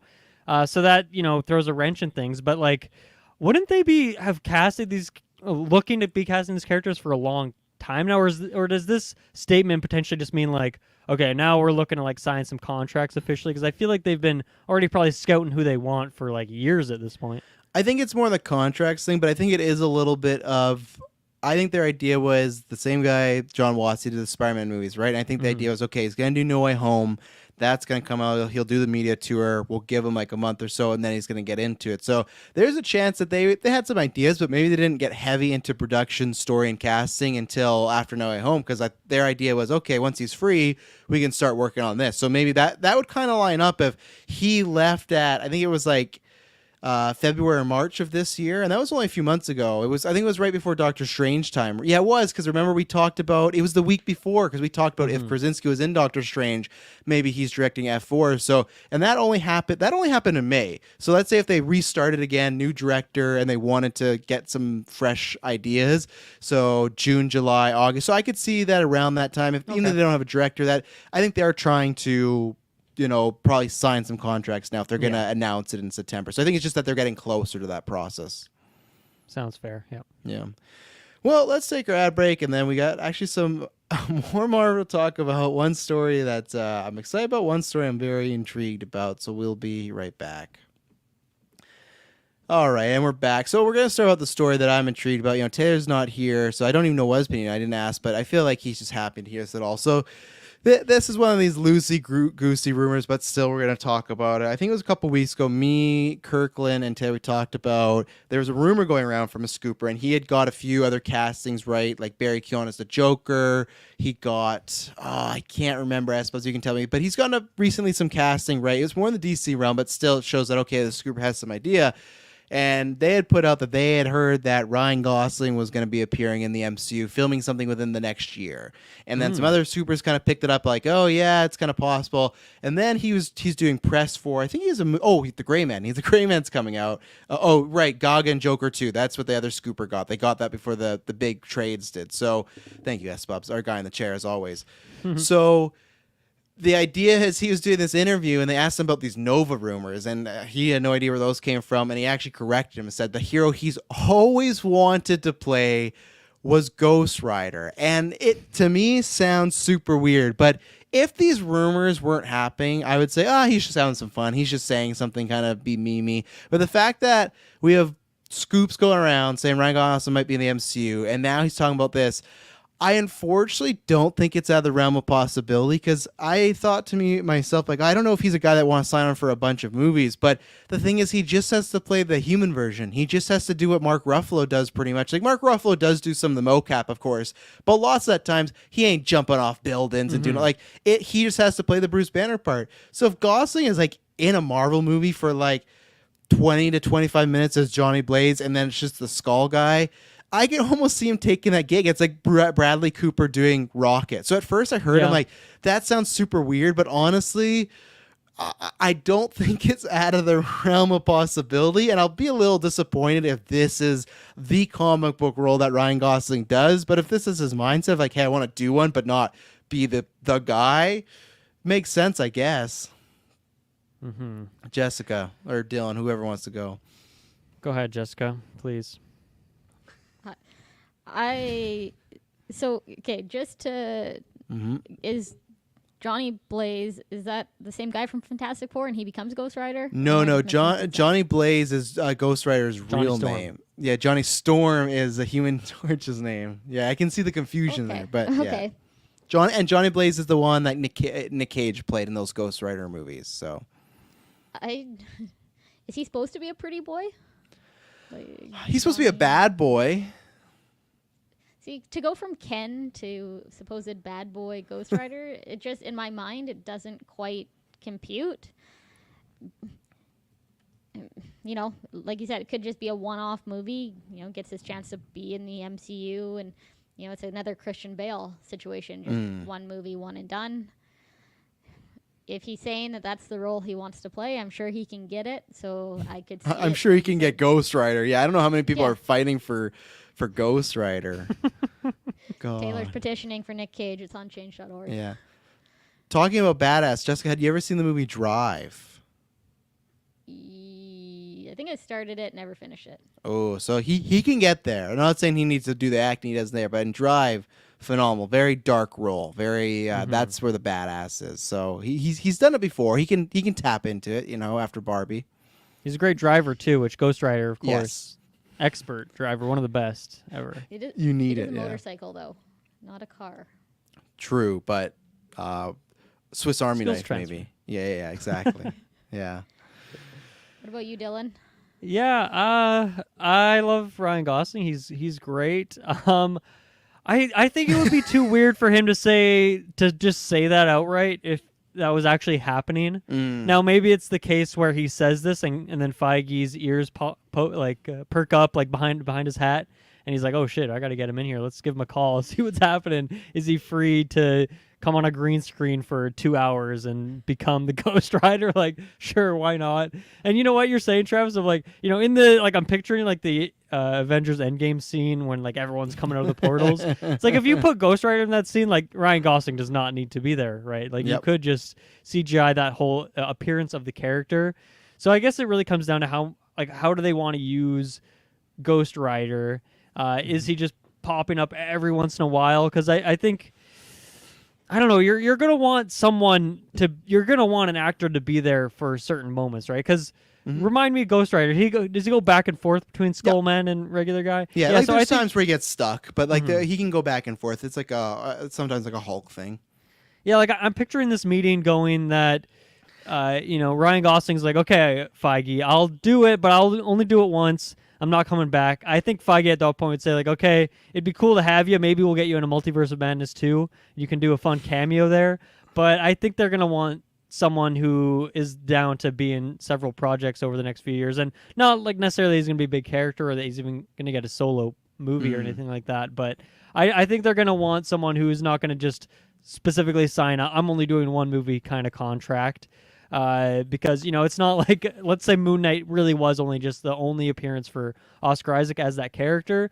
If you got that equivalent with Ryan Gosling, which is just, that's a crazy concept to think about. I just don't think he would do a whole TV series for the character. I mean, I guess he sounds like he loves it, so maybe he would, but I don't believe it. If we were doing the BS meter, I'd say BS on this one. Even if it was appearing like the same amount Ruffalo did, you don't think they'd get that out of him? You know, like, oh, in Phase 5, he's always around, but he's not like... Ruffalo doesn't have to be on set as much as Evans. You're still going to get the voice, though, right? Like, even for Ghost Rider, because that's the thing. Like, yes, you could have just a flamehead guy in like these action scenes, but like he's still going to need to say lines, and yes, it's going to be distorted, and like add some filters on there, but... Like, you're going to be able to want to advertise Ryan Gosling as that. You know, it's like Vin Diesel does not need to be him at all, but they still get to put him on every poster and say he's in this movie. So what if he's just the voice? What if he appears once as a person and Ghost Rider's never back to Ryan Gosling and he's just the voice of Ghost Rider? No, I don't see it. I think that's less likely. I'm 50-50 on this just because I feel like they'd want to get that name and they could get him enough for a few appearances and they would just love it to get people interested in Ghost Rider. It's Ryan Gosling, because I think it's just such a weird, odd choice, but it would make people care about that character that usually don't. I'm just stuck on this because like I don't think if he really wants to play Ghost Rider, I don't think he would just want to come in and do like this voice for 5 minutes every 2 years. But I also don't think he'd want to do it enough to, be in all these movies, Disney Plus series, whatever they end up doing with Ghost Rider. Like, if he wants to play Ghost Rider, he wants to be like on the bike, and they put all these CGI bubbles all over him, whatever. Yeah, so like Ruffalo does, like head, Espo says. Sometimes he, yeah, he'd still want to be there. He'd still want to have some fun with it and like throw some chains around and like burn some shit. I think he'd want to be there at least a bit, but yeah, I don't think he'd want to do it like often. So yeah, I don't know. Not happening in my books. That's a I'd love to big get one. proven wrong though, because that'd be fun to see. Well, and that's why I was wondering, because they said in the next year, and we'll know what they're filming more next year, because I don't see him popping up in anything this year, She-Hulk and Wakanda. So it's all stuff that's coming up. Like Blade is filming within the next year and stuff like that. So that's where I think you could see it. And again, though, you never know, right? Because Mahershala Ali did not say this in the public, but if you believe everything around that meeting, what if Feige even said that Mahershala Ali and his people phoned Feige and said they want to have a meeting. They're like, great, we'll have a meeting. They sat down. He's like, I want to play Blade. And he's like, yeah, you're going to play Blade. And I don't think Ryan Gosling has that exact same power, but I think if they were at a Hollywood premiere, I think he does. I think he does. Yeah, you might be right. It's just Mahershala Ali's a 2-time Academy Award winner. You listen, but yeah, but Ryan I'm sure Gosling's a Mahershala Ali star. also said that he would do more than one movie, right? Like he'd stick True. around. I think that could be dies the at the end of difference maker. Blade. He's like, you get my voice. You can get my Blade voice. But speaking of people sticking around, Anthony Mackie, he's stuck around. He's been around since 2014, I think was Winter Soldier. And it's paid off because now he's going to be Captain America. And this movie got announced, Captain America 4 got announced after Falcon Winter Soldier. Had been pretty quiet. The theory is that this was probably something they were going to be announcing next weekend, and somebody just scooped it. And this is from A-tier people. I think it was from Deadline. So it's like, this is actually, it was Hollywood Reporter. So you can take this to the bank. It's happening. So, I'm sorry for the poor gentleman. I'm going to go get his name right now. But it was announced that it has found a director. Now, this is the guy who did Julius Ona is his name. Julius Ona. Okay, thank you, Domas. He did Cloverfield Paradox, which I'm sure we're going to talk about a little bit here. That's a very mixed to maybe lower tier movie. But then I've not seen it. I will see it once this gets the ball rolling. It's Loose, and people absolutely loved Loose. I never got around to seeing it, but people keep saying, it's a great thriller, keeps you on the edge of your toes. So I got two questions down. Obviously, I think you've only seen the lesser side of his filmography, so I don't know what that does for the directing choice. And just where are you in general as far as a Sam Wilson Captain America 4 movie? Yeah, I guess to answer that second question first, I really liked Falcon and the Winter Soldier. I thought it was really good. Very consistent quality. I'd say probably maybe the most like consistent in quality across like the Disney Plus shows, or I feel like a lot of these other shows, like some episodes kind of miss or they drop the ball in finale or something like that. But I felt like that show was very solid from start to finish. And because of that, I'm excited to see what they're doing with that character next on the big screen and what's going on there, because there's a lot of other side characters and such that are introduced in that show as well that they could dive into more if they wanted to. So I'd say I'm excited for it. I don't know if it's maybe it's like in the middle tier in terms of my MCU excitement currently. Maybe floating upwards more towards the top end, but not my most anticipated necessarily. When it comes to the director, yeah, I was looking through his IMDb and it doesn't seem like he's done too much beyond a couple of these movies, and Cloverfield Paradox being one of them, which I went on a bit of a journey today because I was going to go back and like, man, I swear we reviewed this. I couldn't find our review on the GeekVerse YouTube. I was cruising around, asked Travis. He's like, maybe it's in a Super Bowl thing, and I couldn't find it in there. But then I went to I had my hard drive next to me, so I plugged it in, and I found the original file for our Cloverfield Paradox review. And I put it on. I listened to maybe like 20 minutes of it. Which it was also very confusing because for like 10 minutes, 12 minutes or so, we just talked about the release of it because it was kind of like shadow dropped, right? And like on Netflix and all this stuff. And so we spent a lot of time before actually reviewing the movie just talking about like it releasing. So that was kind of weird to listen back to. But yeah, listening to that review, I was not very hot on that movie at all. There was really nothing I liked about it. The characters, writing, cinematography, like none of it really worked for me. And I don't know, this is a very weird thing to go back and listen to because I was very leaning. I gave the movie a lot of slack because it was on Netflix. So I was like, oh yeah, it like wasn't that good, but like it's on Netflix. So like it's great. Go enjoy it. Which I feel like nowadays so many big things released on Netflix that I would just never have that take anymore on a movie review. But a bit of a tangent there, but that does not set me up to be very excited for this. Now I got to see a trailer and, the MCU stuff. It's always like, it's not just one director's vision necessarily. There's a lot of people in there working on stuff together. So I don't know. I maybe I got to see who the writer is too, like who they get for the writing team and whatnot. But I would say I'm currently not too hyped on it. I also think that just almost insurmountable, like looking at where Captain America recently was and the Russo brothers and, Civil War and Winter Soldier. They did both of those, which are a lot of people's like favorite or high tier MCU. I think Civil War is still my favorite. So yes, this is a very different direction for what Captain America means. So it's hard to look at it as like a continuation of that trilogy. But I think it's tricky. I feel like there's a lot of how do I want to word this? It's a big thing to surmount, and I feel like putting a director here that I'm not necessarily that fond of is a bit sketchy. So that's where I'm at right now. I'm feeling a bit conflicted. And I was going to say, I suppose right here is he believes the showrunner of Falcon Winter Soldier involved in the movie as well. I'm pretty sure he's writing it. I think that's the thing, that he's writing the script. So hopefully there'll be some consistency there.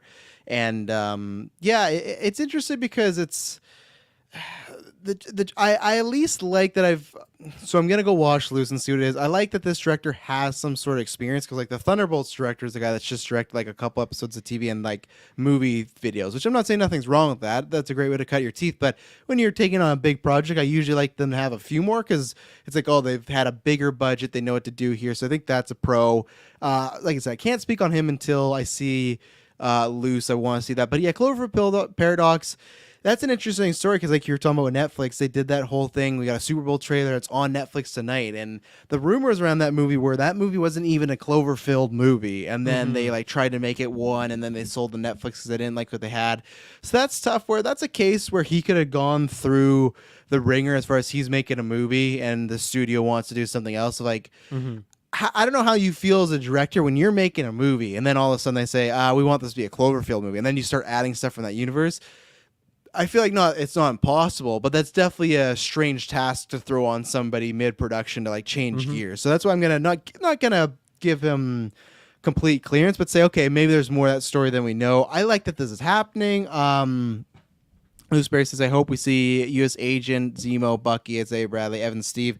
I don't think you're going to get Chris Evans in this, at least for the first one, because I think they really want to establish that he is Captain America. I think the only two ways you get him back is evil Captain America in a multiverse one day, or as the joke, like Joshua Wright said, as Human Torch. I think that is primed to happen one day. I'm not saying you'll never see Steve Rogers again. I think you will. They've already set up in the MCU how he can come back as a younger guy, not even the multiverse, that time travel machine. So a next big event, you'll get to see the two guys, Sam and Steve, back to back. But I am very interested. And the thing I'm interested too is, are they going to carry over a lot of the race angle from the show? And I hope they do, because Black Panther tackled that a lot. And I hope it's not just, well, he's Captain America, or he's Captain America now and he's off on Avengers. Like we had that this week where Hollywood Reporter placed some sort of headline, and it was something like Sam Wilson in New Captain America movie not playing Falcon. Everyone's like, that's a weird way of saying he's not playing Captain America. And you got a lot of like the loser, lame, like racist, bigot people being like, Steve's my Captain America, like not my Captain America. So I think even nowadays in the real world, you see people that still don't get it and still so behind the times. I think the movie needs to still talk about that. And if it's just Sam on an adventure, all right, that's fun, but I think it needs to have a greater meaning. So I'm just happy. I think next week we're going to get some solid dates and times about this, but I like Anthony Mackie. He's somebody that I liked enough when he was in Winter Soldier, but more and more throughout the years, I've just enjoyed his work in the MCU and the other stuff. So Jessica, I can't remember, have you seen Falcon Winter Soldier yet? Yep. Okay, so what do you think? Actually, the first one I watched, I think, or second, right after WandaVision. Oh, there you go. Well, where are you as far as the movie? Because this was announced a while back ago, but where are you? Because I don't even know. I don't think you've seen a lot of Netflix bad movies. So did you see Cloverfield Paradox? Because that would be in that spectrum of the bad Netflix movies, you know? I know I've seen it. It wasn't memorable enough for me to remember. There you go. Anything about it at all. They're in space, I think. Yep, that's true. Okay. That's where the memory stops. So, and I don't know anything else really that he's done at all. And looking back, with the Russo brothers, before they did Winter Soldier, they had Community and and fucking You Mean Dupree. You Mean Dupree, the movie with Owen Wilson crashing on a couple's couch. Yeah, they directed that movie, and they directed Endgame. Well, Amazing. I just mean that they had more than one movie that wasn't a huge hit. So I don't know where my, level of promise, I guess, would be for this. I do think, though, because he is a black director, that we will definitely still get that race piece in it. It's something that Writer is black too as well. So like I feel like it's probably hopefully that's the actual angle, is we're doing that because we have something to say and not just like a PR like, well, let's there's a lot of gay people in Love and Thunder and really there's not a single gay kiss or anything like that. It's just like, oh, but the characters are gay, trust us, but there's not actually much in the film, so yeah, I think they would be silly not to use this as a way to have this platform to speak out. I just, not going to hold my breath until there's, been a trailer or something, a little bit of show. Right now, it's not really a lot of backing behind what they're serving up. Family Clay says they think they will see old Steve again in the next Avengers movie. I'll disagree with you there, Clay. I think it's too soon for that. But do we have any tease of what Captain America 4 will be about? What I think is they should completely, whether it's their idea or not, rip off The Boys. And Jessica will know what I'm talking about, where there's a character that was like a Nazi, and then they come back in today's time, and they want to like cleanse the world, right? And they want things to be the way they are.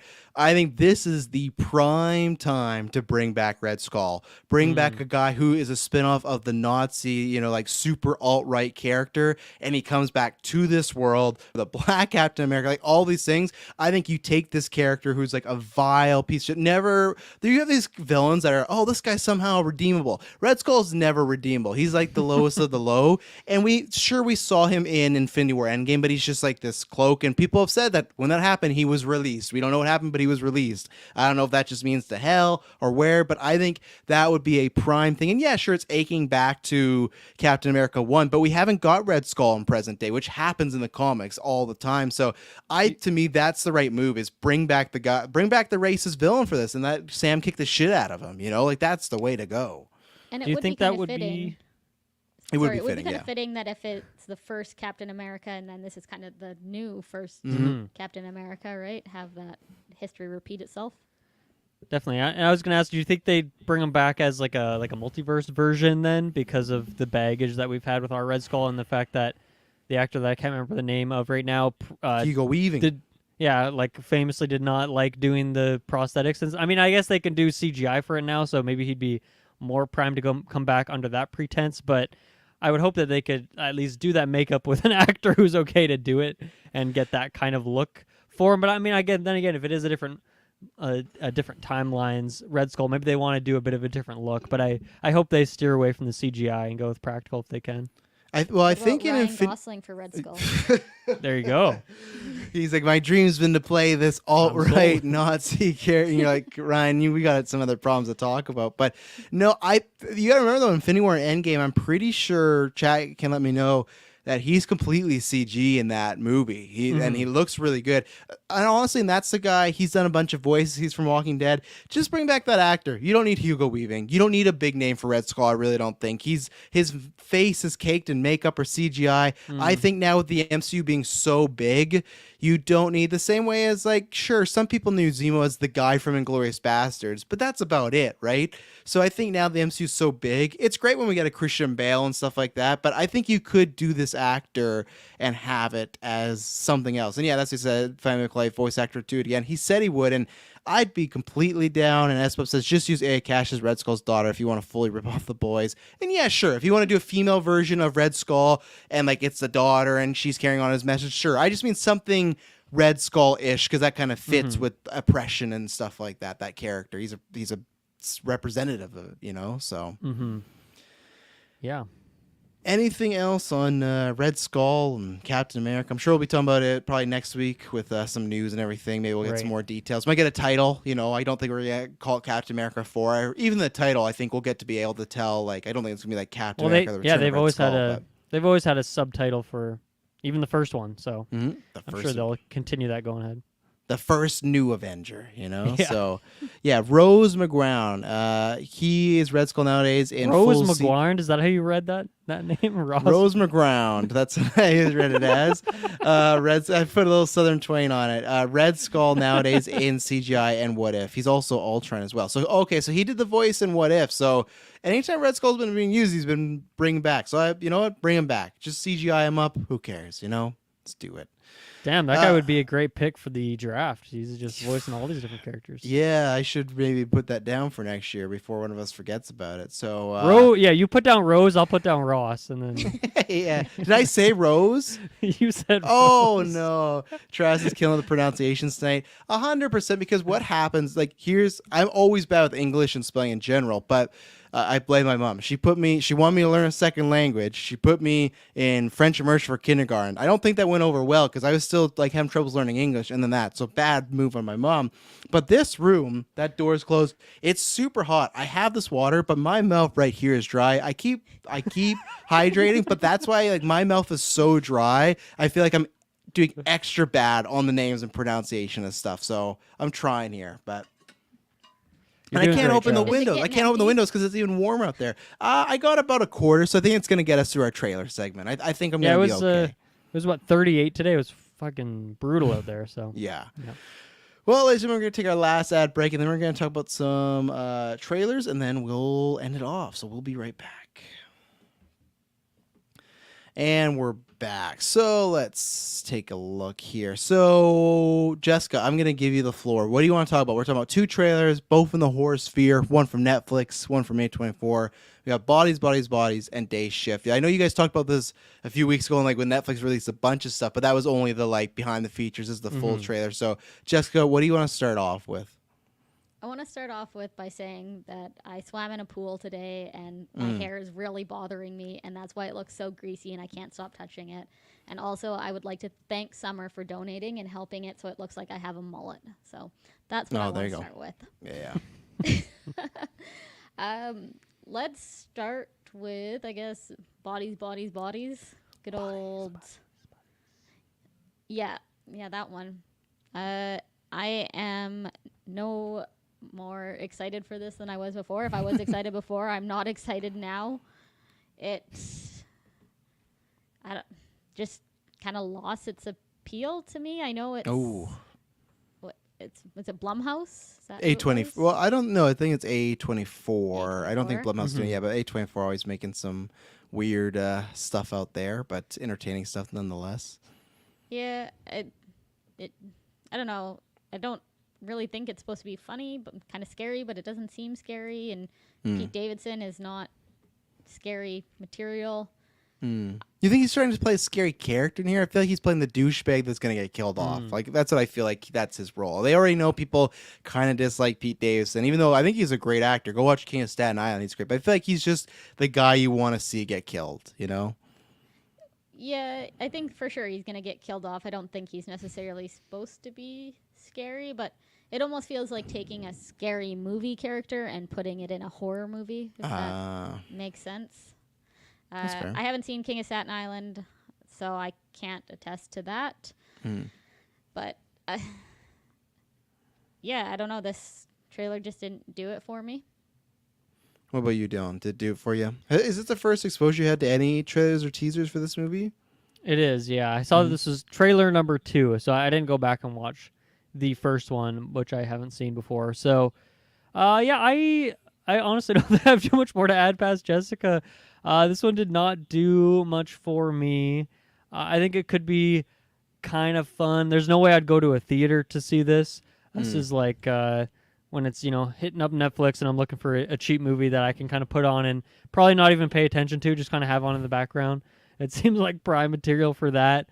I think really it seems like a lot of this movie is just going to be like in this house at night and the lights are going to be off. And then like all these characters have like light bands around their necks and stuff. And I think that could be fun from like a cinematography point of view, as if like half of this movie is just like in the dark. That could be kind of cool, but that's just me grasping at straws. I feel like there's very little here for me to grab onto. None of the characters really jumped out to me. But like, I really want to see their journeys. I already feel like from the trailer, I know who's going to live and who's going to die. It feels like one of those. So Yeah, I don't know. I'm not gripped by the story of like the whodunit part of it. I feel like this trailer's not selling me in the way that like Knives Out did, for example, which is a very different style, to be fair. But yeah, I don't know. I don't know if I have much more to add past that. See, that's where I'm taking the other route, where I love a whodunit. I like whodunits in general, but I really love the horror, like Scream, who's the killer, who's doing this, and it's a fun ride. Now, it's up to the writers and directors to make that fun ride last past just the first viewing, because you want to have likable characters, creative kills, fun twists, because if you don't, and it's just, oh, it's all about who the killer is, and then once that's revealed, the trick is done. Like, you've showed it, then you never got to go back. That's what Scream was great, because they made these very likable, interesting characters, and that's why we're getting a 6-1 coming this year. So it being from A24 always gives me hope. Now, I saw X this year. That was like their slasher type of horror film, and I was disappointed in that. So I know I can be disappointed in A24. Yeah, did you watch X? I did, and I really liked it, actually. Yeah, I guess I didn't dislike it. I just was expecting more, and I was just really fun by that idea. It has a great cast. I didn't know about that certain actress twist when I was watching it, so I think that would have helped with me about the actress playing the dual roles. I think you know what I'm talking about, right? Oh yeah, I know. Yeah. Okay. So I think if I knew that going into it, I would have maybe liked it a bit, not liked it a bit more, but I would have found some more intrigue of, oh, okay, like, what is the idea behind this? But yeah, I was looking for a little bit more. So this one, I'm kind of hoping it's not the same fate. I didn't catch the first teaser we watched this, but Jessica will know this. I don't know Dylan. Dylan, did you ever see Borat 2? I did, actually, yeah. Okay, so the one that plays his daughter, I really like her. She's the main character of this movie. I didn't even know that the first time. Huh. So and I really liked her as an actress, so I'm excited to see her in this. I like Pete Davidson and Lee Pace, man. I can't wait to see him play like this like stoner dude, bro. He's the guy who plays Ronan the Accuser, but he's great. He's Legolas's dad in in the Hobbits and stuff. So him being this like broy dude, I think there's gonna be fun. So I'm hoping it's like a Ready or Not that is very enjoyable and I go back to, and I think there could be some fun. I like the game setup of, okay, anytime we have movies where it starts as everyone thinks it's a real game, but then it turns into like a real murder, because you know you're gonna get half an hour of people being like, I don't believe that, like that's just that always works for me. So I'm excited for it. I probably will see this in theaters. I don't know about opening day, but opening weekend I'll probably sneak away at nighttime once everyone's asleep and go check this out. So look out. You'll probably see some sort of review from me, unless it's awful and I just can't bear to even talk about it. Then that's a bad sign. But it's coming out in August, so that's a good thing. Now, Maddie, I'm going to ask this right now because I feel like you guys could answer this. My answer for it was Bodies, Bodies, Bodies, but he asked, what are you more excited for out of these trailers, Day Shift or Bodies, Bodies, Bodies? So, Jessica, I would say you're probably more excited for Day Shift out of these two movies, correct? 100%, yes. Okay. And now explain. I'm going to just quickly jump back. Apparently, A24 did The Lighthouse and Everything Everywhere All at Once. Oh, yeah. They've done a lot of stuff. Midsommar, Hereditary, lots of the weird shit we like. Yep. Okay, so maybe. Yeah. Not necessarily the same people, though, like behind the camera. No, it's just that they have a certain style that they look for. Yeah. Oh. And Men. Yeah. Don't forget Men. Don't forget Men. That's August 9th. That's coming out on digital, so there you go. Looks like they also have something with Finn Wolfhard coming out here. Julianne? Yeah, I don't know if that's the movie he's directing. Finn Wolfhard's about to co-direct a movie, so I'm not sure if that's the one. But no, it's written and directed by Jesse Eisenberg. Haven't seen Jesse Eisenberg. I forgot who Jesse Eisenberg was when you said that. I was like, I know the name, but who is Jesse Eisenberg? Okay, there you go. That I'm excited for that. Yeah, I am as well. Yeah, going back, we are talking about Day Shift. So let's just talk about, first of all, okay, Snoop Dogg's in this. Oh, it's going to be a prime movie. 100%. I got a question. Dylan, how do you spell Snoop Dogg? SNOOP space DOGG. Okay, you're wrong. Jessica, how do you spell it? I mean, I would spell it the same way. Okay, so it's One G? SNOPDOGG. So that's he always does. That's the Snoop Dogg thing. It's just my test because Kirklin got that wrong and Taylor got that wrong. I'm confused. So because he just, instead of saying GG, he's always like it's a Snoop DOGG. Like he always says that in life in his songs and stuff. So it's just a test to see what's going on here. Now, when I have Kyle next after 9.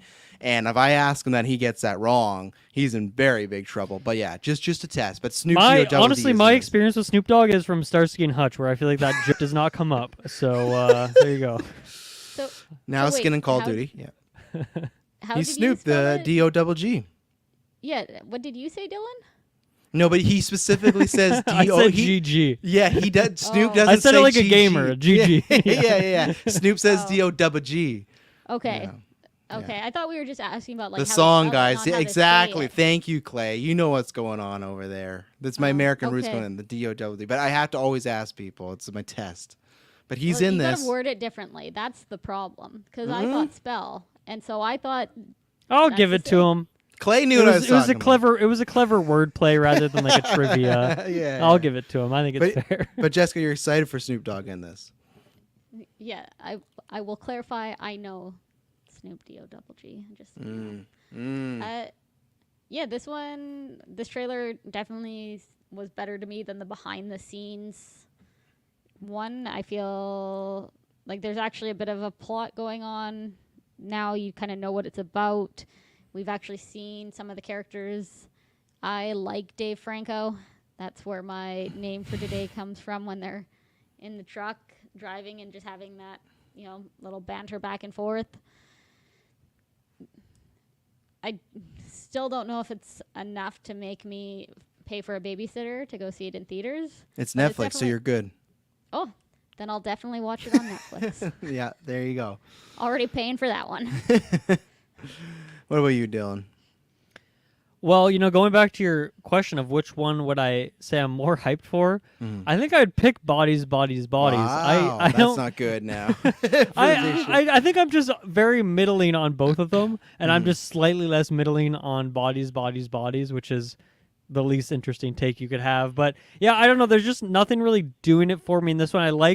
I will say, the first half of this trailer, I'm into it. I like the idea that he's like a pool cleaner who just like, in the nighttime, he's out there slaying zombies. It's kind of like a fun idea. But for me, it's the humor. Like nothing really made me laugh in here. I love Dave Franco, but like him pissing his pants or like puking in his mouth or, sorry, Jessica, the Twilight jokes. I don't care about any of that. Like that is some of the just like low-hanging fruit humor I've ever seen in my life. I'm not into that at all. And I think that there's parts of the action that are great. Like for me, it's like the smaller scenes that are just like one person in a room and then like one zombie. I think those seem like a lot of fun, the tension of those scenes. But when it's like Snoop Dogg like gunning down a bunch of CGI zombies, like I just know I'm going to be bored out of my mind in the last like third of this movie when it's going to be a bunch of that kind of thing, or maybe the last half of this movie. So I hope not. I hope it stays kind of more grounded in like these smaller, more choreographed set pieces, but I'm not necessarily feeling that that's going to be the case. And then I think just lastly, like I'm not really hooked by any of the characters and the story. And I know that's like not really why you go see this kind of movie. It's just like a turn off your brain and just watch some zombies get destroyed. But, you got to have some semblance of story in there, I think, for me to be gripped and want to watch it in the first place. And I'm just not. So, I mean, it is on Netflix. I'll probably check it out at some point, maybe before Golden Geeks Times. Just maybe there's a good scene in there or maybe a good character or two, or if someone recommends it. But, yeah, it's not speaking to me like I wish it was. Yeah. I think what I looked at this, and I'll say vampire Twilight joke for me. I like this. Okay, it's fun. He's gonna be the tough guy. He's watched some Twilights. The rest of the humor, the vomiting in the mouth and swallowing back. It's like we've seen that done how many times since like I don't know. I just feel like it's like you said, low hanging fruit. For me, this just looks like B tier zombie land, and that's what I think it's gonna be. Now I'm hoping that this will surprise me and not be that. But that's what I looked at. It's just.